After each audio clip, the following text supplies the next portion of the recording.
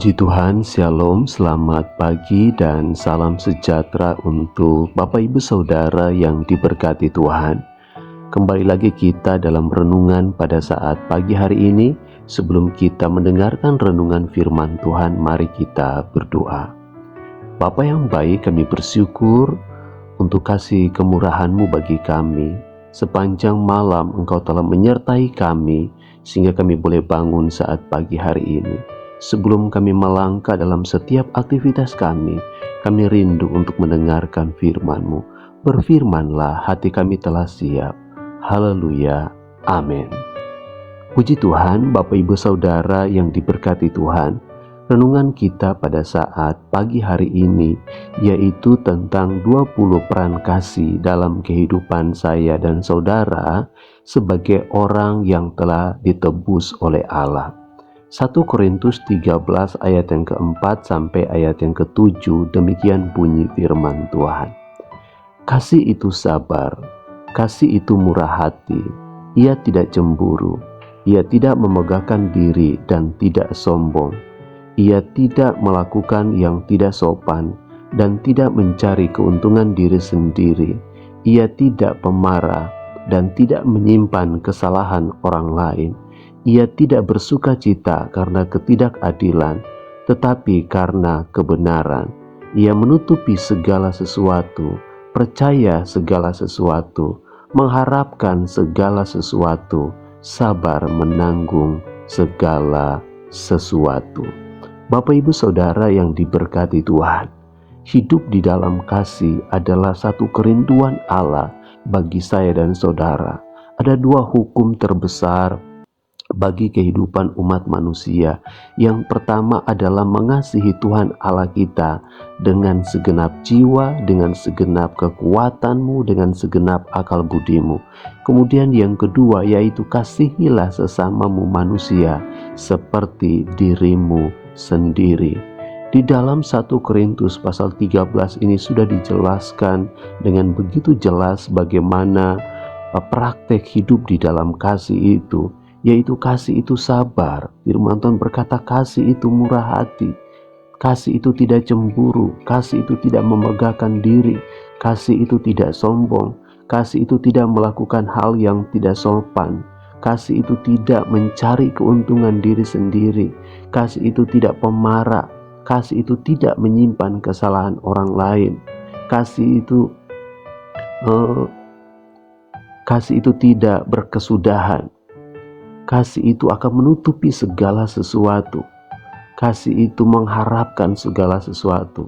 Kasih itu sabar menanggung segala sesuatu. Bahkan dikatakan dari ketiga hal ini, yaitu iman, pengharapan, dan kasih, yang paling besar diantaranya ialah kasih. Kenapa kasih ini begitu besar? Karena dikatakan dalam ayat yang pertama, sekalipun aku dapat berkata-kata dengan semua bahasa manusia dan bahasa malaikat, tetapi jika aku tidak mempunyai kasih, aku sama sekali dengan gong yang berkumandang dan canang yang bergemerincing. Sekalipun aku mempunyai karunia untuk bernubuat dan aku mengetahui segala rahasia dan memiliki seluruh pengetahuan, dan sekalipun aku memiliki iman yang sempurna untuk memindahkan gunung, tetapi jika aku tidak mempunyai kasih, aku sama sekali tidak berguna.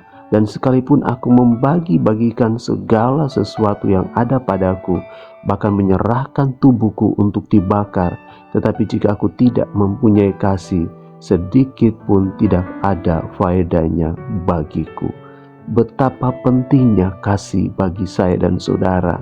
Oleh sebab itu kita hidup oleh karena kasih dan kemurahan Allah. Maka renungan kita pada saat pagi hari ini juga mengingatkan kepada saya dan saudara, marilah kita hidup di dalam kasih Tuhan. Kita telah menerima anugerah penebusan oleh karena kasih itu, maka mari juga kita hidup dalam kasih Tuhan. Biarlah kasih Tuhan itu tetap mengalir dalam kehidupan saya dan saudara.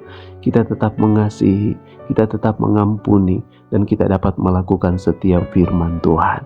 Puji Tuhan, kita berdoa, kita imani dan kita percaya ketika kita berharap, ketika kita bersandar kepada pimpinan Allah Roh Kudus akan memampukan kita untuk kita hidup di dalam kasih Tuhan. Puji Tuhan, mari kita berdoa. Terima kasih Bapa, terima kasih.